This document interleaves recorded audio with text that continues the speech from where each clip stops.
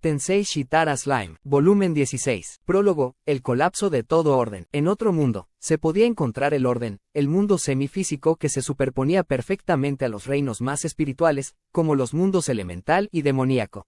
Este mundo, que nunca se cruzó con ningún otro, albergaba tres fuerzas principales que competían por la supremacía. Uno eran los místicos, tramando grandiosos planes para invadir otros mundos. Otro eran los insectoides, principalmente ocupados en expandir su propio territorio. Luego estaban los críptidos, desperdiciando sus días en interminables batallas y destrucción. Una vez, hubo otra fuerza que llegó de otra dimensión, pero uno de los otros tres los había destruido junto a la dimensión de la que provenía. Tal era el alcance de los poderes incomparables de este trío. Los místicos y los insectoides habían construido cada uno una sociedad jerárquica con un rey en la cima. Los de las clases bajas no eran más que peones que cumplían fielmente sus órdenes, ni siquiera se les concedía su libre albedrío. Los críptidos eran diferentes. Aunque eran formas de vida semi-espirituales, se habían desarrollado de una manera que los acercaba lo más posible a la espiritualidad. La reproducción seguía siendo una cuestión de descendencia que se separaba de sus padres, pero la mayoría de los críptidos eran individuos únicos, creados espontáneamente a partir de magículas. Los críptidos podrían ser diferentes en su composición biológica a los insectoides, pero sus características eran bastante similares a las de la clase dominante de los insectoides. Sin embargo, a diferencia de los insectoides, rara vez se agrupaban, ya que cada críptido individual poseía una notable capacidad de lucha. Eran astutos y extremadamente hostiles. A pesar de su falta de inteligencia, no había ningún sentido de cooperación entre ellos, cada uno era motivado únicamente por el atractivo de expandir su propio dominio. Por lo tanto, los críptidos se encontraban actualmente en un estado de guerra civil total. Dada la forma en que actuaba cada una de estas tres fuerzas, simplemente no había forma de que pudieran vivir en armonía dentro del mundo al que llamaban hogar. Los místicos y los insectoides habían estado luchando durante casi una eternidad. Solo cuando la cantidad de críptidos se disparó hasta el punto de perder completamente el control, estos dos eternos enemigos soltaron las armas y lucharon juntos para destruirlos. Un momento en la historia que se había repetido desde tiempos inmemoriales. Por eso, estas razas nunca habían descansado en su búsqueda de un lugar más seguro, sus ojos escaneaban el universo aledaño mientras planeaban sus hipotéticas invasiones. Eso, por supuesto, no sería fácil. Incluso con una vida que superaba la de los humanos y cuerpos que las enfermedades o las lesiones nunca podrían afectar, aún tenían que lograr su anhelado sueño. El primer problema era que todavía no tenían una manera fácil de abrir un camino de invasión a otros mundos. Aparecían grietas en el espacio, causadas por catástrofes únicas llamadas vibraciones del espacio-tiempo, pero ocurrían solo una vez por milenio e, incluso entonces, duraban solo una pequeña cantidad de tiempo. Enviar una gran cantidad de personal a través de ellas sería completamente imposible. Todo lo que podían hacer era enviar un equipo de avanzada para construir una base de operaciones. Sin embargo, hubo excepciones. Estas tomaban la forma de una puerta, una grieta que conecta las dimensiones fijando en su lugar dentro de su mundo, conocidas por la población como las puertas del infierno o la puerta del inframundo. El uso de esta puerta facilitaba el escape de su mundo, pero como estaba bajo el control de la raza demoníaca, a los agresores, las diversas especies que intentaban invadir otros mundos, se les negaba el acceso. Es por eso que estaban tan interesados en tratar de tomar el control, pero por ahora, todos estaban en un estado de distensión. Pero una persona no estaba contenta con este equilibrio, alguien que, de hecho, continuamente lo odiaba. Su nombre era Feldway, el señor místico. Esta relación perpetua de tres vías hacía que su odio ardiera aún más ferozmente, convirtiéndose en un infierno que podría consumir el mundo con el tiempo. Feldway podía recordarlo todo. Beldanava creó muchas especies y razas, pero la tarea de apoyar al mundo no era solo suya. Había otros seres dispuestos a ofrecer su ayuda y Feldway fue el primero en dar un paso al frente. La raza de los ángeles era un pueblo sin voluntad propia, creado solo para ayudar a Beldanava con su trabajo. El nivel más alto de existencia entre los ángeles se llamaba serafines. Había 7 en total, y cada uno tenía suficiente energía para trascender incluso a un rey demonio despierto. Al recibir nombres de Beldanava, se convirtieron en los llamados 7 ángeles del origen, seres equivalentes a dioses. El primero de estos 7 era Feldway, quien más tarde se convirtió en el fundador de la raza mística. Feldway, quien ganó su propia voluntad junto con su nombre, juró lealtad absoluta a Beldanava, lideró a los ángeles y pasó muchos años como su asistente personal. Nacieron más y más especies, una tras otra. El loco rey de los gigantes, la reina de las hadas que supervisa las estrellas, el fundador de los vampiros, una raza creada para construir una civilización en los mundos. Lentamente, evolucionaron de formas de vida espirituales a semi-espirituales, luego a carne y sangre puramente físicas, perdiendo su vida eterna, pero ganando una diversidad incalculable en el camino. Entonces, por fin, nació la humanidad, con su destino entrelazado a un mundo paralelo en otra dimensión. Eran fértiles, capaces de adaptarse a su entorno. Tenían egos ricamente individualistas, junto con una curiosidad en sintonía con los misterios del mundo. Beldanaba estaba encantado. Amaba a esta frágil especie más que a cualquiera de las otras. Así que decidió eliminar del mundo cualquier amenaza que pudiera impedir que los humanos siguieran existiendo. Feldway también recibió la tarea, y con sus propias manos, derrotó a una gran cantidad de posibles amenazas y monstruos. Pero el último adversario que quedaba era complicado. Era Ivarich, el dragón destructor de mundos, quien más tarde se convertiría en el rey de los críptidos. Nadie sabía de dónde venía Ivarich o, de hecho, cómo se creó. Llegó aquí desde algún rincón oscuro del universo o desde la frontera de otra dimensión. Lo único que sabían con certeza era que se trataba del desastre encarnado. Era tan poderoso como un dragón verdadero, pero tan carente de inteligencia que la comunicación era imposible. Debido a sus instintos destructivos, tenía el potencial de destruir el mundo entero. Incluso el propio Feldway no pudo resistirlo en una batalla 1 a 1. Entonces, al final, Beldanaba, quien no podía soportar ver esta lucha aparentemente interminable, intervino y desterró a Ivarich a otro mundo. Asignó a Feldway para que lo vigilara, pero Feldway le aconsejó que matara al monstruo antes de que causara más problemas. Era demasiado peligroso, dijo. Pero Beldanaba se negó. Afirmó que Ivarich podría obtener inteligencia con el tiempo. Sin embargo, mientras esperaban, este otro mundo se llenó hasta el borde con las magículas de Ivarich, y así, nacieron los críptidos. Estos críptidos, que en realidad no eran más que versiones inferiores del mismo Ivarich, pasaban sus días satisfaciendo sus instintos más agresivos y luchando sin fin. No tenían necesidad de comida o agua y tampoco tenían miedo de morir. Eran un fracaso tan grande que cualquier dios se arrepentiría de haberlos creado. Incluso Feldway, tan ferviente seguidor de Beldanaba como era, pensaba en ellos como nada más que criaturas verdaderamente desdeñosas. Así pasaron los días. Feldway de vez en cuando sometía a los críptidos si se volvían demasiado locos. Luego, con el tiempo, se produjo un cambio. Como para demostrar que Beldanaba tenía razón, un ser inteligente y consciente emergió de los críptidos, el señor de un nuevo y herético grupo. Y para gran disgusto de Feldway, Beldanaba se regocijó por el evento, otorgando a esta criatura un nombre. Tal fue el nacimiento de Celanus, el señor de los insectos. Y aunque no recibió órdenes de Beldanaba para hacerlo, Celanus comenzó a exterminar a los críptidos que perdían el control de sí mismos. Era simplemente su instinto de lucha apoderándose de él, pero Beldanaba lo aprobaba. Eventualmente, Celanus creó sus propios insectoides que sirvieron como su ejército personal. En poco tiempo, crecieron hasta convertirse en una facción de pleno derecho. El propio Feldway también se transformó. Después de haber estado expuesto a magículas de Ivarich durante tanto tiempo, ya no era un serafín, y los ángeles que dirigía también se habían transformado en una nueva raza. Feldway no fue el único miembro de los 7 ángeles del origen que vino a este mundo desde el reino celestial donde vivía Beldanaba. 3 de ellos permanecieron al lado de Beldanaba, y otros 3, Salario, Overa y Cornu, siguieron a Feldway, ayudando a administrar este mundo. Ahora estos 4 ángeles habían sufrido una mutación, evolucionando hacia una raza conocida como ángeles místicos.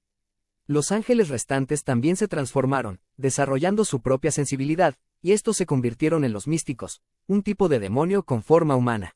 Así nació una nueva especie, totalmente desligada del conflicto entre demonios y espíritus. A través de muchos eones, una nueva relación se forjó lentamente. Feldway y Celanus no estaban de acuerdo en mucho, pero ambos aún se reconocían como una herramienta útil para lidiar con los críptidos. Tenían un acuerdo tácito de no interferir entre sí, por lo que construyeron una especie de relación cooperativa. La desaparición de Beldanaba rompió esta conexión. Al principio, todos creían que regresaría de inmediato. Pero incluso después de que pasaron los siglos, no había señales del regreso de Beldanaba.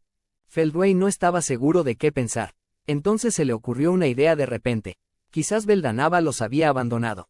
De lo contrario, no había explicación de por qué el dragón verdadero supuestamente inmortal no había vuelto a la vida.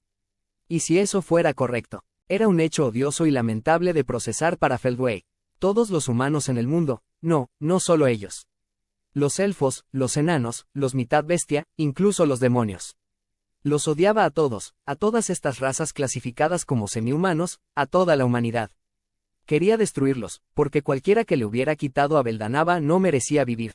Quería unificar el mundo creado por Beldanava con sus propias manos, y luego, concluyó, ejecutaría el castigo final sobre todos los que habían cometido ese gran pecado mortal. Entonces, el mundo tan amado por el dios Beldanava sería pintado con sus propios colores, su diversidad sería destruida para poder crear un mundo para que él mismo lo gobernara. Oh Beldanava, Dios mío. Si quieres castigarme, adelante. No busco nada más. Así que, por favor, date prisa, o tu mundo dejará de existir. Así actuó Feldway, el señor místico, como si probara a los mismos dioses. Tal fue el nacimiento de los monstruos, el eterno adversario de la humanidad. Feldway primero se acercó a Celanus, sugiriendo que podrían unirse para destruir a los críptidos y usar ese impulso para invadir el mundo. Pero, ridículo, solo hay un ser lo suficientemente digno para darme órdenes, y ahora que se ha ido, haré lo que me plazca. Rechazó rotundamente la oferta sin más consideración.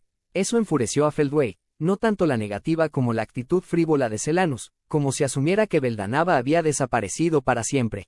Entonces serás el primero en morir. Ahora dirigió toda su ira al insectoide. Si los dos se hubieran dado la mano en ese momento, tal vez podrían haber eliminado a Ivarich, el dragón destructor de mundos, y a los críptidos debajo de él. Pero ese sueño sería eternamente incumplido. El mundo al que llamaban hogar cayó en una era de caos, y así, comenzó el punto muerto de 3 vías. Pasaron muchos años, pero la situación seguía estancada. Mientras Beldanava no resucitara, no había forma de regresar al mundo original desde este. Muchos hicieron todo lo posible por apoderarse de la única puerta operativa, pero los demonios siempre se interponían en su camino, y el peor de todo se llamaba Noir, que parecía vivir solo por la emoción de la batalla. Despreciaba a la raza mística, viéndolos como una raza inferior, una chusma de enemigos que desafiaba la voluntad misma de Beldanava. Desde el punto de vista de Feldway, nada podría ser más repugnante. En todo caso, fue el mismo Noir quien fue lo suficientemente tonto como para interponerse en el camino del renacimiento de Beldanava. Pero era imposible destruirlo. Incluso en el ámbito físico, un demonio progenitor era simplemente demasiado difícil de manejar, pero en esta otra dimensión, y especialmente en el reino al que los demonios llamaban hogar, podía acceder a un poder sin restricciones. En los mundos espiritual y seminatural, donde la fuerza de la voluntad de uno se traducía directamente en la influencia de uno sobre los demás, era casi invencible. Eso, por supuesto, era igualmente cierto para Feldway. Incluso si peleaban, sabía que no resolverían nada. Lo correcto era ignorarlo, por mucho que lo irritara. De todos modos, regresar al mundo donde vivía Beldanava estaba resultando extremadamente difícil. Incluso cuando se abrió una brecha entre las dimensiones en el otro mundo, todo lo que había más allá era otro mundo desconocido. Intentaron invadirlo también, pero consiguieron poco aparte de evitar el aburrimiento. Pero justo cuando la falta de progreso comenzaba a frustrar realmente a Feldway, se presentó una oportunidad. ¿Puedes oírme, Feldway? Una voz misteriosa habló directamente a la mente de Feldway. ¿Quién eres? Él preguntó. La voz fue amarga en su respuesta. Soy la voluntad que vive en el poder. Aún no soy libre, por eso me llamo Rudra. Me acerqué a ti porque supongo que tú y yo compartimos el mismo objetivo. Rudra. El nombre le resultaba familiar.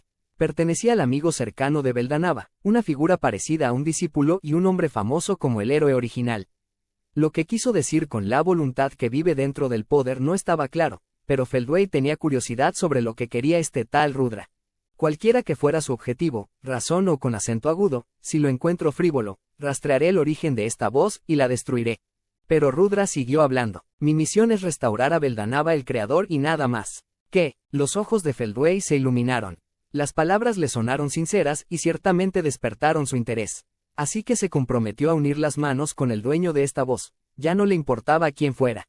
Lo que encontró fue que la voz pertenecía a Michael, señor de la justicia, una habilidad definitiva creada por Beldanava. Nunca dudó de las palabras ni por un momento, porque estaba al tanto de muchos detalles personales que solo Beldanava sabría. Así, Feldway prometió cooperar con Michael, señor de la justicia.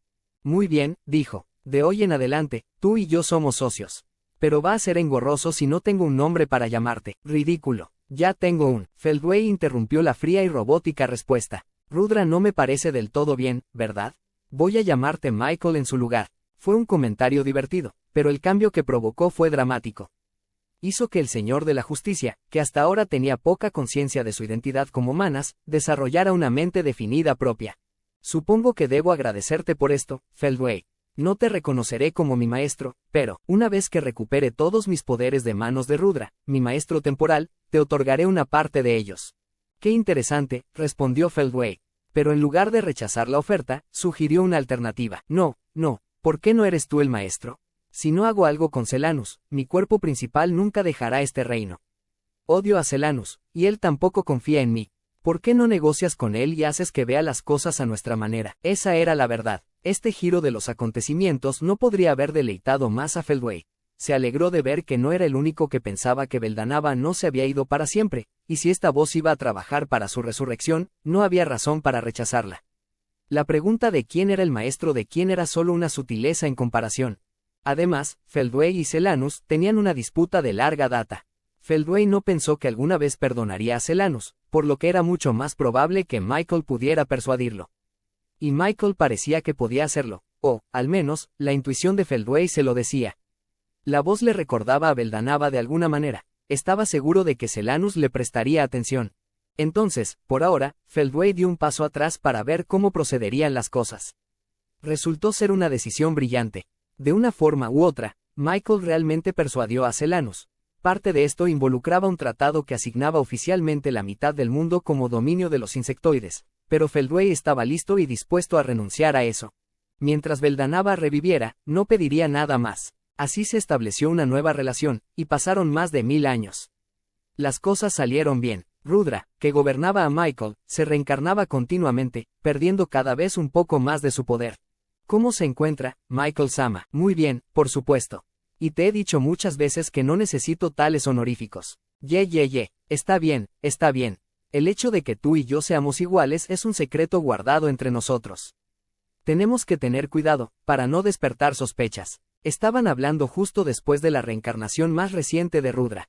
Esta vez, Michael casi tenía rienda suelta para usar todo el peso de sus poderes, un hecho que Feldway se alegró de ver.